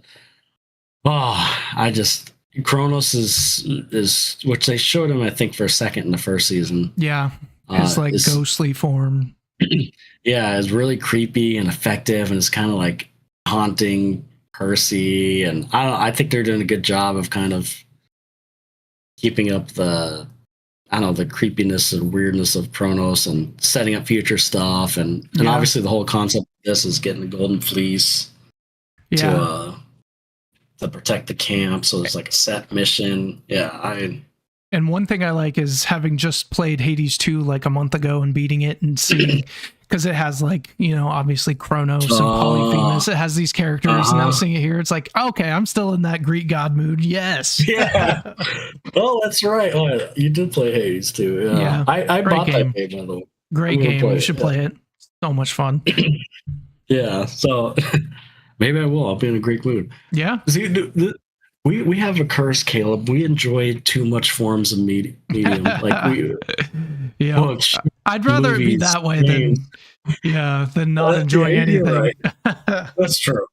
That's true. Very true. Yeah. There's just not enough time is the problem. Yeah. But yeah, I mean, I'm digging it. I can't wait to watch the rest of the season. This is like, for my kids, this is like appointment TV, so it's making it more fun. And even for me, like it's bringing up memories, and I'm loving it, man. And yeah, so I'm hoping it's. I have faith it's gonna stick. The landing the rest of the episodes. Yeah, so far so good. Yeah. It's got me excited. Yep. So we got 5 more episodes? Yes. Because there's 8, of course. But yeah, that's kind of all I had on this. Kind of quick and sweet. But let's move on to Fallout Season 2, which guess how many episodes there are? Don't say 8. 8. There's gonna be 8 episodes. Yes, there are. Dude, what is up? Okay, 8 is the new 10. I'm 100% convinced. Yep. Season 1 had 8 too. Yes, it did. Okay. So yes, let's talk about Fallout Season 2. Only 1 episode's out so far, so we'll talk about that one. Yeah. And I'll go ahead and start on this one. I really enjoyed this episode. I just watched, like, as soon as I started watching it, it felt like I just totally fell right back into it from the end of season 1. Like, it has that same feel. It has like some good mystery scenes of what's going on. It has some, over the top violence. It has the funny moments. It has the great music from the games, which I love. I really enjoyed it. I thought episode 1 was solid. I gave it an 8, and I'm very excited with the direction that they're going for this season. Yeah. Sweet. Yeah, this show's interesting because you played the games and I haven't. Yes. So it's interesting to see it from perspective of someone who's played the games and someone who hasn't. Yep. Which I am still surprised I've never played these games. I know. You need to play them. They're so good. Some of my favorites. They were like right up my alley, especially back then when I had more time. So I'm just surprised I never played them. But I don't know. Maybe this will get me into like New Vegas or something. I think I did start Fallout 3 or 4. I can't remember. New Vegas is the best one. 4 is pretty good. That's what I've heard. I've heard New Vegas is the best one. Yeah, New Vegas is great. But yeah, I agree with you. I mean, when this started, I kind of just fell right back into this world. This show does such a good job about making you feel invested in this world. Like it's very distinct. It builds it up really well. The characters are interesting. I still think Lucy is one of like the greatest protagonist for like a video game show ever. She's great. Yeah, I love she's Lucy. Great. Yep. She's like, Lucy is such a good main character. Yep.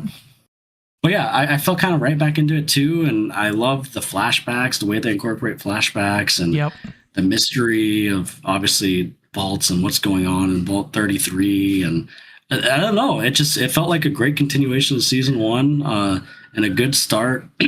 And I'm excited to keep watching. Yeah, I gave it an 8 out of 10 as well. Nice. I feel like the second season sometimes cannot live up to like the first season. I feel like, but or like they do a major shift in tone, or like something the showrunner changes or something, and it just feels different. This one, it feels very similar. It feels like a great continuation, and I have faith that they'll elevate it even. Like I don't know, there's something about the show where I feel I just have faith that it's going to be good. Yeah. Yep. It seems like throughout the they whole season. really like the property and do it justice. So that's what I like about it. Agreed. Yeah. So it's only been one episode, but 8 out of 10. And I really dug it. I'm entertained. Like, yes. It's good. Yes. All right. Well, let's get into spoilers. So, spoiler alert for Fallout Season 2, Episode 1. Okay. So there's a name that they mentioned multiple times that is going to be very important. They seem to set him up as pretty important, but in Fallout New Vegas, Mr. House is like super important to the plot. Mr. House. And so they brought him up, and obviously they go to Vegas. And since New Vegas is my favorite game, that has me very excited for what's going to happen. Yeah. I'm super stoked for that. Yeah, I've heard New Vegas is everyone's favorite Fallout game for the most part. Yeah, so I'm sure all you gamers are ecstatic. I've never played it, but even I'm excited for the setting. And so Mr. House. Mr. House, he's the one that basically kept Vegas from being destroyed. They talked about how he was stockpiling the weapons and he has his finger on the button, and he has like the defensive armaments and stuff. So yeah, it's interesting. Okay. For me, what I liked about this episode is I liked seeing the ghoul, I guess you can call him. Yep. And Lucy, like their relationship is just kind of fun. Yeah, I agree. Like that scene when he's in the pool and they had a plan. She's supposed to shoot, and Lucy, she's gonna try to not kill Lucy anyone. her way out of it. Yep. Yeah. Yep. And I don't know, they're such a good pairing. Like I could see why they're pairing them together. Yeah, agreed. I love that dynamic. And then they go and check out a vault, which is always fun.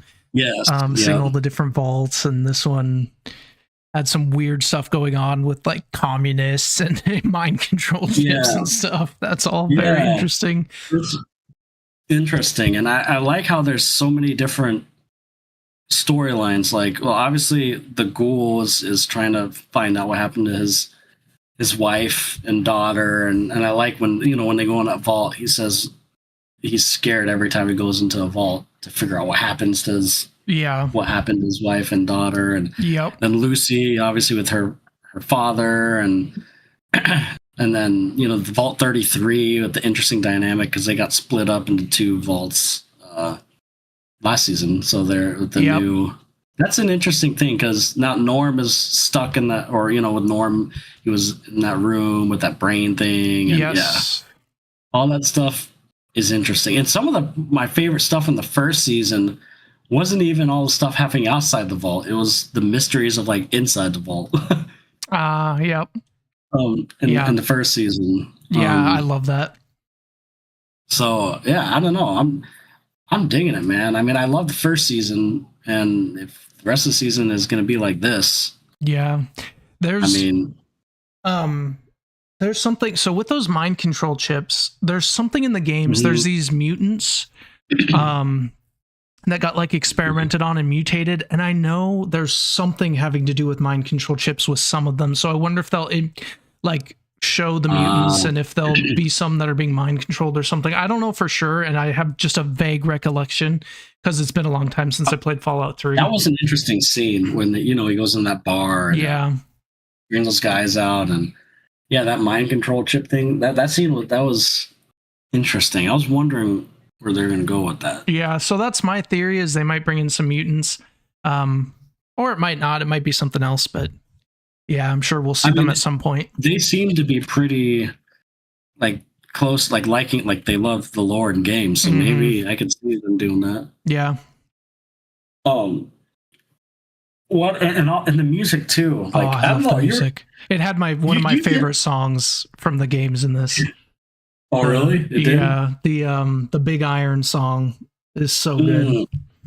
So I honestly, I think you hit it on the nail. The first thing you said when we started talking about the show was you just fell right back into the world. Yes. Like that's honestly the best way to describe this episode. Like effortlessly too. Like we talked about Percy Jackson, like taking a little bit to get back into it and remember everything. But this, for some reason, it's just like, okay, we're back. Lucy's there. The ghoul's there. We're back. Yeah, exactly. We're freaking back. We're continuing the story. We're expanding things. We're getting new mysteries. Like this is all the first episode. Yeah, I know. And then you have stuff with like Hank getting to Vegas and just falling back into his role there and talking to some director or something. And yeah, there's a lot that they're setting up for this season that I'm excited for. Yeah, I'm curious. I'm curious where it goes because I know nothing about the game. So yeah, so in the New Vegas game, there's like different factions that are all warring against each other, and we saw a few of them. So you have like Mr. House and the Vegas residents, the people that Lucy and the ghoul were killing in that pool scene were the Cons. That's another group. There's these guys, Caesar's Army, I think they're called. They're like Roman themed. I'm interested to see if we see them. Interesting. So I'm very excited to see all the different factions, and then like the people in the what are the metal, the people that have the giant metal armor. The guy from the main guy, the way he uses. Yeah. Maximus Brotherhood guy, of Steel. That's what they're called. Yeah. Brotherhood of Steel. They feel like a bunch of weirdos. At least in the first season, they were really weird. It's very like almost religious. Yeah. Yeah. That's right, Maximus. Yeah. Yep. Mm-hmm. Yeah, I loved it. I'm so excited for season 2. I love the show. I love the games. I'm glad they're giving the games a good show to go along with it. I did see something from Todd Howard. He said that the next Fallout game, the events in this show will have happened in the next Fallout game. Oh, that's cool. So like the stuff in the show is canon to the next game. Yeah, that's awesome. So like I'm assuming they'll throw in like Lucy Easter eggs and stuff, or maybe we'll see her. I don't know how we'll see. Interesting. That would be cool. Yeah. So I kind of like that though. Like that they're kind of making this like canon to at least the future game. I don't know if they are to the current ones, but yeah, that'll be interesting because obviously in these games you can like make choices. So like you can choose kind of what happens in New Vegas, and like which faction wins. And so I wonder how they'll handle that, or if it just hasn't happened yet in the show. Or, yeah, it'll be interesting. Yeah, I'm digging it. And what days does the show come on? You know what? I don't remember. I can't remember. Let's see. It came out the 16th, so Tuesday. Oh, sweet. So tomorrow. Okay. Yeah. Yeah, we got so. Or wait. Okay. Yeah, actually it was Tuesday, but now it's coming out on Wednesday, the 24th. So it might. I think it switches. I think I read that's right because they released it a day early for the premiere. I remember reading that. So every Wednesday. Yeah. Yep. Every Wednesday. Okay. So Wednesdays is this and Percy Jackson. Okay. Yep. Cool. Yeah, I'm digging it, man. I can't wait to continue it. We're watching some dang good shows right now. Yes, agreed. And we got 3 more episodes of Stranger Things on. That's true. It comes out Christmas too. That's true. Yeah, this week. Our next episode we'll be talking about Percy Jackson, the next Fallout, and Stranger Things. Sweet. Yeah. Sweet. But yeah, that's all I got on this one. So it's just one episode. So yep, agreed. Not very too excited. Crazy, so yeah, good stuff. Okay. Let's talk about Metroid Prime 4. Metroid. Oh, Metroid. So I love you, Metroid. Yes, we have very different relationships with Metroid. I am new to the series. I just played Metroid Prime for the first time like a month ago. Haven't played any of the other ones. And you've been playing them and waiting for this game what seems like forever and telling me to play it. Hey, I've been Samus's day one. Okay. There you go. Samus is my girl. It's day one.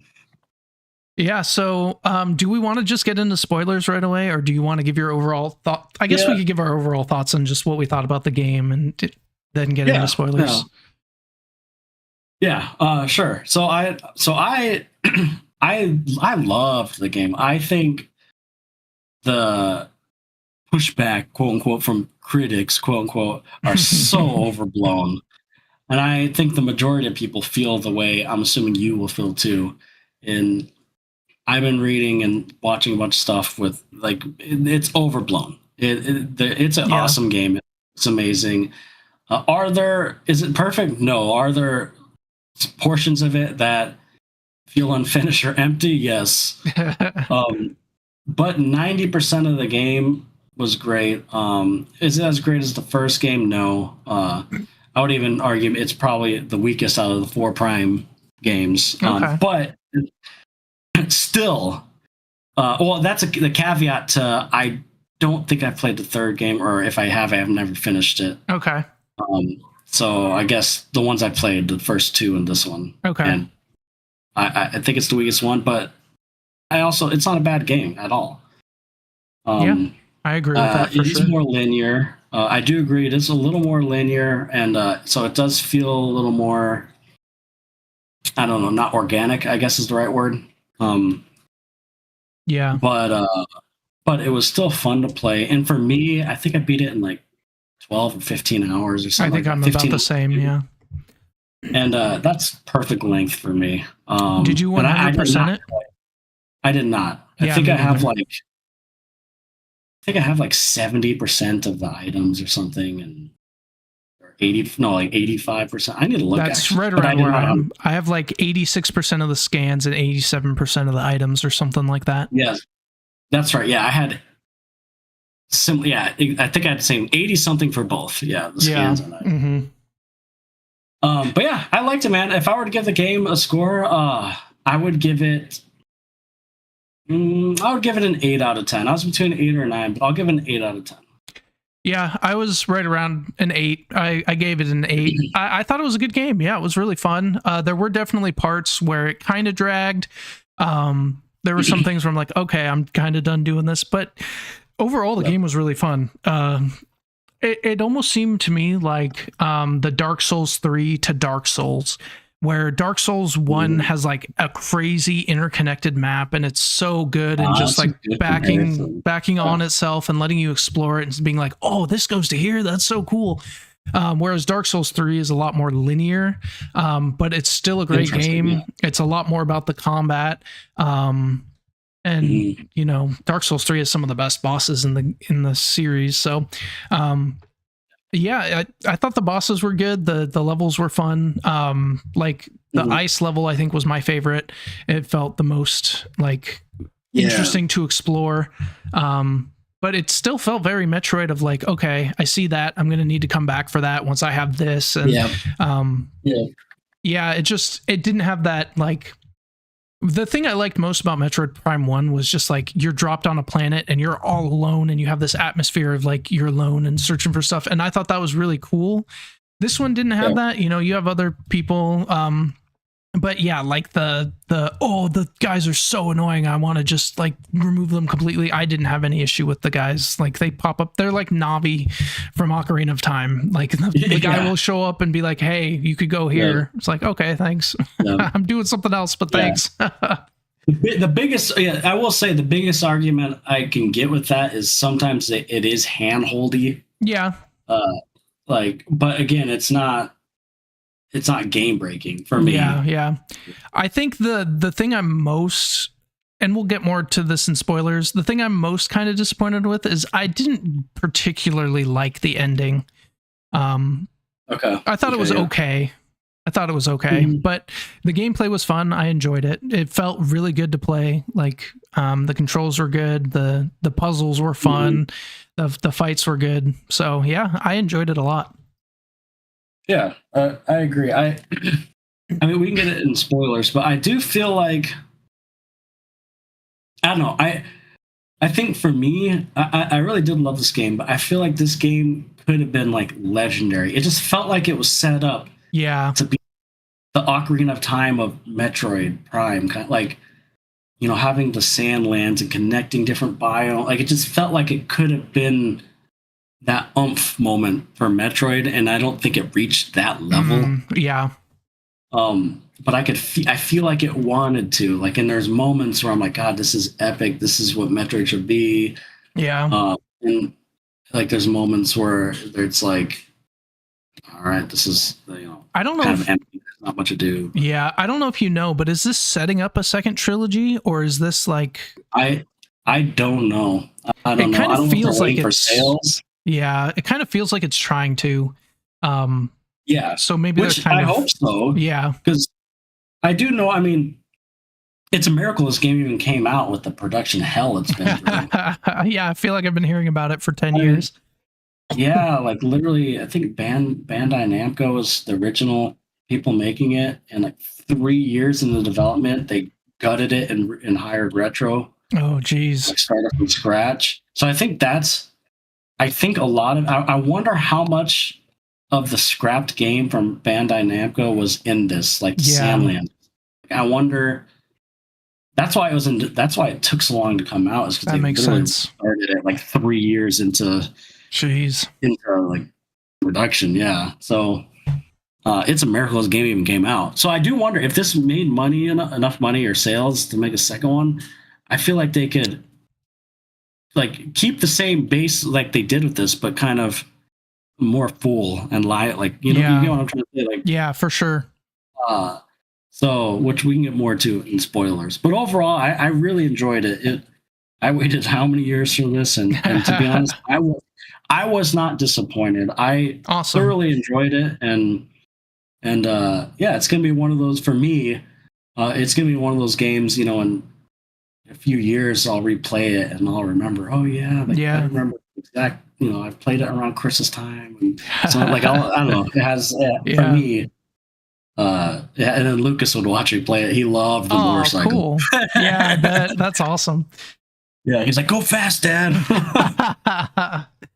I'm glad that you enjoyed it because I was playing it and then I was reading like people not enjoying it. And I was like, man, I hope Alex likes this because I know you've been waiting for it. I was hoping I wasn't just enjoying it because I'm new and didn't know of all the stuff I'm missing out on or whatever. Yeah, I do think it's overblown. I mean, I was reading a lot of like non-critics and just comments and stuff, and a lot of people are kind of like what you and I are saying. Yeah.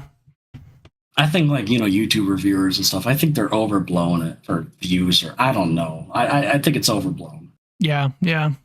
That makes sense. It's a good game. Yeah. I mean, and I know people like comparing it to the first trilogy or specifically the first game. Yeah. But I don't know. I mean, it's been how many years since the first game? A long time. I think this is a good start. If, like you said, if this is a new trilogy, this is a good foundation, like for a new trilogy, and the next game just improve upon kind of thing. It can go a lot of different directions. It's interesting to say you didn't care for the ending, because I actually found the ending interesting. Okay, yeah, that's something. Let's get into spoilers so we can talk about that. So, yeah. And Metroid Prime came out in 2002, so it's been 23 years. Wow. Yeah, right. We're old, man. Okay, so spoiler alert for Metroid Prime 4. We are going to talk about the ending, so if you haven't beaten it yet, just fair warning. But good game. Very, very enjoyable. Yeah, and it looks amazing on the Switch, too. It really does. It looks really good. This might be one of the best looking games I've seen on a Nintendo system. Like, it looks that good. I agree. Yeah, it was beautiful.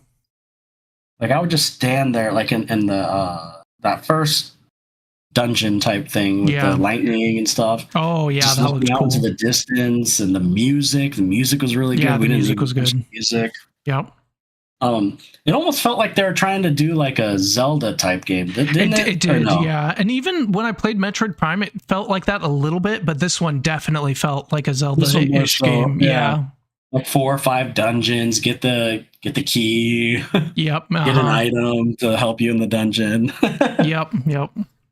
But the thing is like, I will say like Ocarina and stuff, like they do have the open Hyrule field and stuff, but there's more to do. That's what I didn't like in this one. Yeah.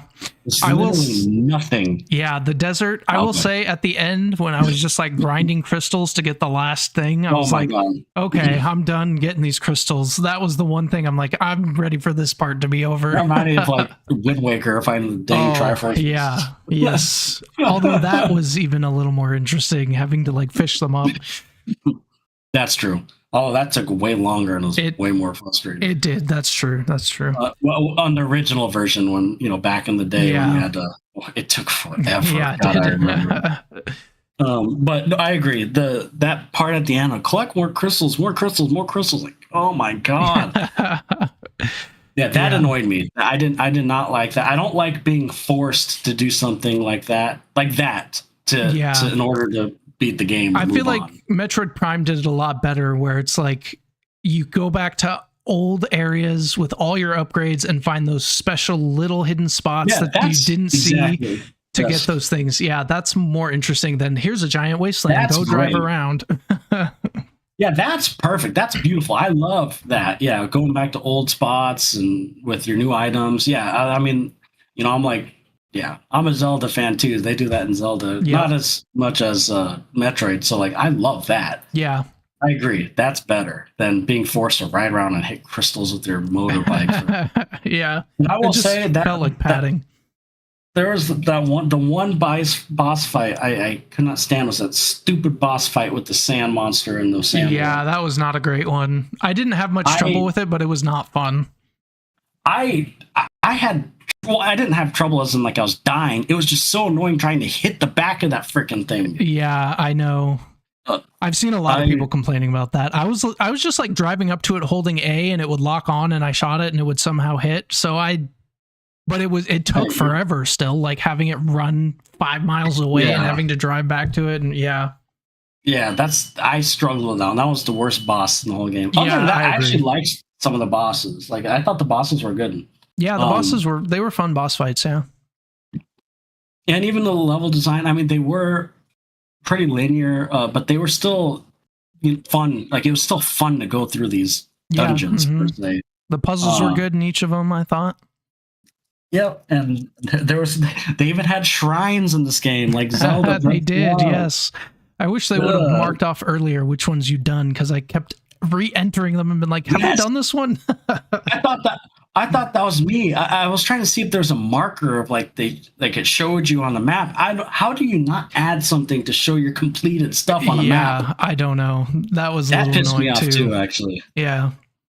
Like, why wouldn't I've never played a game where like it doesn't do some sort of like marking, gray it out at least or something, and being like, this one's done. Yeah, that was crazy to me. But yeah, I mean, they were shrines. I mean, nothing crazy. Kind of like shrines in Zelda. Yeah, mini little things. Yep. But yeah, I think the biggest thing is the control. Number one, the controls were really tight and worked really well. Yes, it looked amazing. The music was amazing. It ran. I played it in 120 frames. I have a TV with 120 frames, so I played the performance mode. It ran perfect. Yeah, same. I mean, for like 2025, a game that runs perfect, looks perfect, controls perfect, great music. Yep. Fun. I mean, I don't know, man. I think I thought it was great. Like, yeah, I think the only thing that held it back from like a 9 or a 10 is the motivation of Silux. I feel like was just a little too like bare bones. Like he just kind of showed up and messed with stuff a few times, and then at the end you just find out that he just hates Samus because she is awesome, I guess. Yeah, he wants to like be like Samus. I read an interesting thing that someone, I think someone came up with it in the like. I read it somewhere, an article that what they should have done is they should have had. It should have been so Silas should have been so basically. They're saying Miles should have been Cyrus, like in disguise. Like people are saying that would have been cool. That they should have had a twist at the end where like obviously Miles or. If Miles was Cyrus, wouldn't need Samus to get off the planet. So like to so he was like using her to get all the keys, and at the very end, you could betray her, and it's a big reveal that Miles is actually Silas. And then people would be able to fight Miles after they've been annoyed by him. That would have been perfect. Yeah. Wouldn't that sound way more interesting? Oh yeah, yeah. I agree. Like, that would have been a great little twist at the end. Like, what? It was Miles the whole time, and it makes sense because like Miles needed you to get off this planet. Yep. And was using you and like using you to collect everything you would need. Like, yeah, that makes perfect. a lot of sense. Yeah. Instead, it was just some guy that was, it was like frozen or something. Yeah. I get what you're saying with the story and of the end, like the main boss at the end. Yeah. Silence. I just liked the fight. The fight was cool. It looked really cool. Yeah, I had no problem with that. The other thing I didn't like about the ending is so all the people you rescued sacrificed themselves and stayed there to stop Sylux so Samus could get away, and then she plants that thing on a different planet. But I don't know, I just didn't, the whole sacrificing themselves didn't resonate with me. I was like, did they really have to? No, I'm like, but that's kind of nitpicky though. I will say. I mean, I agree with you. Like the characters didn't annoy me, but I didn't necessarily feel anything. I think the one that was the most interesting to me was the girl that was like just kind of honored to be with, the private. I kind of liked her and the sergeant's dynamic. I like those two the most. Yeah. Yeah. But like, I get what you're saying. The sacrifice at the end. I mean, if you were playing like, an Expedition 33 or something, we'd have been crying. Yeah. It felt like, and I don't know, are there different, like endings if you get 100% or something? It felt like I got the bad ending in a game where I could have done more and saved them or something, if you know what I mean. I wonder if like the hard mode you unlock, if you beat it in the hard mode. Interesting. I'm curious because I believe in previous games, if you beat on the hard mode, you get like a special ending. Okay, because like in Silk Song or Hollow Knight, there's like bad endings, and then you do more, and then you get a good ending. And that's kind of what it felt like. Like, is there a way I could go back and do it better and like save all of them? That would be interesting. But that's just kind of the feeling I got is, man, it felt like I just got the bad ending. Yeah, so like in Metroid Prime 1, I'm reading, there was 3 endings based on your item completion percentage. Okay. So like if you have 100% item, you get a post-credit sequence. Okay. That sets up Metroid Prime 2. And then you also get the core ending shows Samus escaping, but over 75% items adds a scene. So yeah, there's basically, if you just beating the game as one scene, but I don't know if that's this. This is Metroid 1. Yeah. 75% item complete. I'm looking for Metroid Prime 4 actually. Yeah, so I kind of feel like that it wouldn't change that part. It might add other scenes or something, but I don't know if it would change what actually happens. Okay, so yes, there is, I guess, spoiler alert if anybody cares, but to me, it's not really a spoiler. Yeah. But there is, if you 100% complete it, there's an ending where she removes her helmet. Yeah. Okay, yeah, so it doesn't change that. No, so it doesn't change that. It's just an extra scene. Yeah, okay. But yeah, so that's my big, like, it felt like, but if they do like a trilogy and maybe she goes back there and saves them or something, that could be, fixed. I was going to say, but yeah, they've already committed to these Marines, or whatever they're called, Federation Marines, I don't know what they're called. Then I think it could work, like with the second and third game, like them reappearing or getting saved, or maybe not even coming back till the third game. You feel like they've been gone for years. I don't know. Yeah, if you find a way off or something. Yeah, really find a way off, and yeah, like that could be interesting because then you kind of have like, I don't know, you already know them and have rapport with them. And, yeah. But yeah, I probably won't go back and complete all the items. There's a lot. I have you scan the thing so you can see where all the items are at. Yeah. But I was waiting for her to take off her helmet. Avia because I kept telling Avia to watch me play this a little bit too, and I would tell her like, Metroid, like there's a girl in that suit. She's like, there's a girl in that suit. Awesome. Yeah, because she thought it was a boy. I'm like, yeah, and she's like, really, what she look like? And then I kept saying like, you'll probably see it at the end because I thought she'd take off her helmet. Yeah, it's because you didn't 100% it. I know, and she did, and she's like, what'd she look like? So I pulled up a picture. Okay. Like, oh, she's pretty. She was blonde. She's all excited. Funny. She thought it was so cool that like Samus was a girl. Yeah, because like most people, if you don't play the game or I think people just assume it's a dude. like the Master Chief or something, you know? Yeah, I'm pretty sure people assumed that before it was revealed too. Yeah. Oh, definitely. Yeah. Yeah. And when you're first playing it, yeah. Yep. Even though I love like the little details. They do this in the other game too, where it shoots and you see the reflection of the eyes. Yeah, I like that. Yep. But yeah, I'm hoping this Metroid will never sell as much as like Mario or Zelda or anything. Yeah. Or Pokemon. But I'm hoping it sells enough. Yeah, good old Pokemon. Yep. But I enjoyed it, man. I really enjoyed it. It was good. For me, it was worth the wait. Nice. It was not legendary stat. It wasn't like that Breath of the Wild or Ocarina of Time moment. Yeah. But it was good, Yes. I would even say great. Like, I would even say it was great. It just wasn't like legendary. Yeah, right? yeah. I really enjoyed it. Yep. And it was the reason I played Metroid Prime. So, hey. That's true. Hey, yeah, if it got you into... Got me into the series. Prime, so, yeah.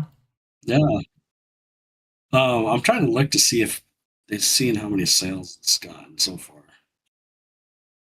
Oh, I'll have to look that up. Yeah. Yeah. Okay. Yeah, I need to leave soon, but I want to do one thing. I pulled this up, and I'm pretty sure I know what this is. But I'm curious if you have a guess, and we can just do this one and then sign off. Because I saw this. I'm like, that looks very familiar. I don't know. Maybe like a Kingdom Hearts or something. Oh, if it's what I'm thinking, you are insanely close. Like insanely close. This character is in Kingdom Hearts. If it's what I'm thinking of, I'm pretty sure that looks so much like Squall's jacket from Final Fantasy VIII. Watch if it is. Let's see. Yes, it is. Right. So you were insanely close. I was close. I was wrong, but right. Yes. Okay. Well, we got one. I could put that out as a short. Yeah. Nice. I love that game. That was the first Final Fantasy game I played. Great game. I never played 8. It's great. It's very different than 7. The way they do like the magic and stuff. You have like GF slots and the summons the same slot. It's very weird, but very fun.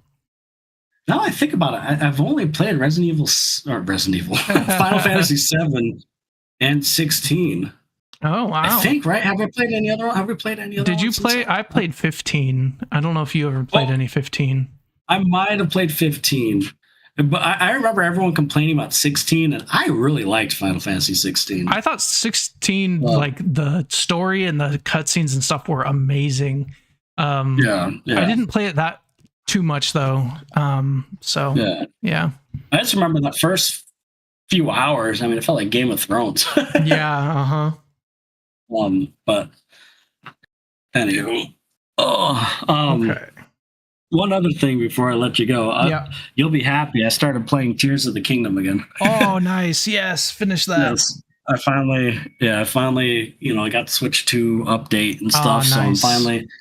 I restarted it. I didn't want to continue it just because it's been like almost 3 years. Yeah, that makes sense. I didn't realize that. I already had like 70 hours into it, so I'm restarting 70 hours. But it's okay. Game. I honestly haven't played it in so long that it's fine. Yeah. I'm excited for you to finish the story of that. I know. You know me. I like the games, but I just miss old Zelda. I'm going to give it another shot. Yep.